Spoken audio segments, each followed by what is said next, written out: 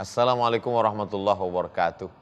Pemirsa TV One dimanapun berada, sahabat Nabi Muhammad SAW bersama Rasulullah SAW amat sangat menantikan bulan ini. Dan kita sudah berada sampai di dalamnya. Itulah yang diajarkan oleh Allah melalui lisan Sayyidina wa Maulana Muhammad SAW.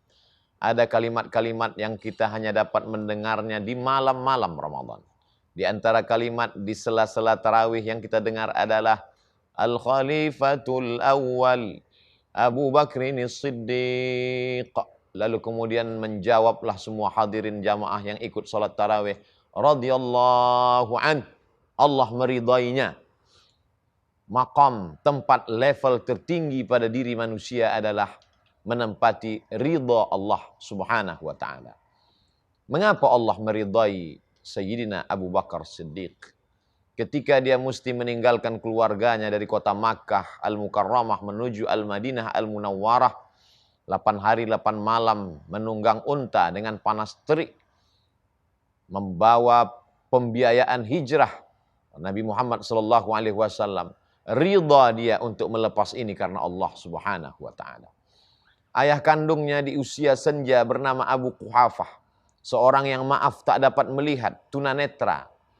Dia mesti tinggalkan demi cintanya kepada Nabi Muhammad SAW. Walaupun pada akhirnya, pada tahun ke-8 Abu Bakar Siddiq pulang, ayahnya masih hidup. Dan akhirnya Abu Quhafah bersyahadat masuk Islam. Asyhadu an la ilaha illallah wa asyhadu anna Muhammadan Rasulullah. Sebelum hijrah itu dia naik ke atas bersembunyi di Jabal Thur.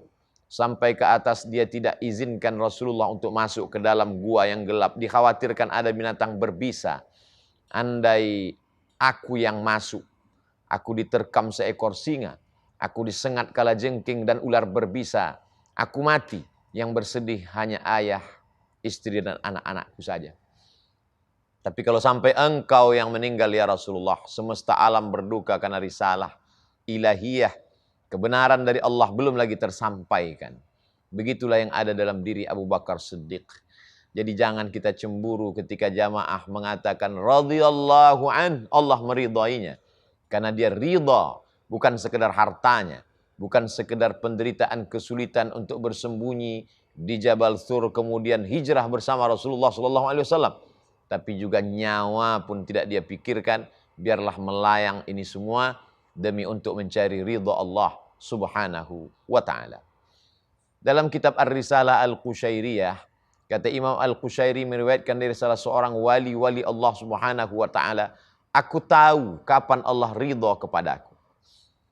Kita tidak tahu bahwa malam Lailatul Qadar itu singgah ke rumah kita. Kita tidak tahu bahwa ternyata haji mabrur itu sudah kita dapatkan. Terkadang kita juga tidak tahu bahwa doa-doa kita terkabul. Akan tetapi ada seorang hamba Allah yang mengatakan, aku tahu kapan Allah ridha kepadaku. Lalu kemudian orang bertanya kepadanya, dari mana engkau tahu bahwa Allah ridha kepadamu? Ketika aku ridha menerima takdir ketetapan Allah Subhanahu wa taala. Meninggal anaknya, dia tidak berkeluh kesah. Mati ternaknya, kering kerontang kebunnya, tak ada sumpah serapah keluar dari mulutnya. Sampai pada puncaknya penyakit itu pun datang bersarang di tubuh dan di kulitnya. Pun dia tidak pernah mengeluh berkeluh kesah, apalagi sumpah serapah kepada Allah Subhanahu wa taala. Sampai pada saatnya istrinya meminta, berdoalah kepada Allah. Lalu kemudian dia meminta kepada Allah Subhanahu wa taala, Rabbi anni massaniyad-dur wa anta arhamur rahimin. Begitu kata Nabi Ayyub alaihissalam. Ya Allah, anni massaniyad-dur, aku tertimpa penyakit. Wa anta arhamur rahimin, engkau maha kasih di antara yang pengasih. Engkau maha sayang di antara yang tersayang. Betapa malunya kita hanya karena penyakit 1, 2, 3 hari. Hanya karena kesulitan hidup. Lalu kita mengeluh kepada Allah Subhanahu wa ta'ala. Ramadan tidak hanya sekedar menahan makan dan minum.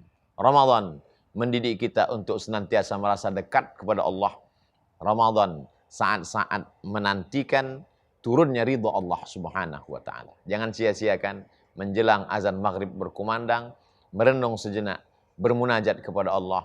Mudah-mudahan kita termasuk hamba yang diridhai Allah di dunia, diridhai di akhirat, masuk ke dalam surga karena ridho Allah Subhanahu wa taala. Berkah selalu. Terima kasih. Wassalamualaikum warahmatullahi wabarakatuh.